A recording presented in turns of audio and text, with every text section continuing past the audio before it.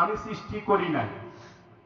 তাহলে প্রশ্ন আসে যে আল্লাহ সবসময় যদি আল্লাহর গোলামি করি, তার বন্দেগী করি, তার শুধু নামাজ কালাম নিয়েই থাকি, তাহলে আমাদের রুজি রোজগার, আমাদের সংসার, আমাদের বাল বিবি বাচ্চা কি খাবে, তাই না?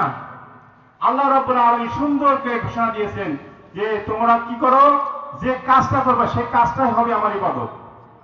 ফজরের সালাত আদায় করলেন এই শীতের মধ্যে, ফজরের সালাত আদায় করার পরে যে কাজটি করবেন, জোহর পর্যন্ত যত কাজ করবেন, ভালো কাজ করবেন, সমস্ত কাজ আল্লাহ রাব্বুল আলামিন ভালো কাজের মধ্যে গণ্য করবেন, ইবাদতের মধ্যে গণ্য করে দিবেন।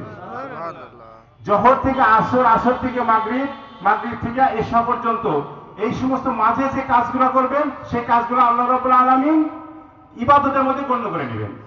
এই জন্যই আল্লাহ বলছেন ওমা খলাকতুল জিন্না ওয়াল ইনসা ইল্লা লিয়াবুদুন, আমি মানুষ এবং জিনকে সৃষ্টি করেছি আমার ইবাদতের জন্য। তাহলে আমার ইবাদত সবসময় করতে হয় ফুজিয়াতিস সালাত।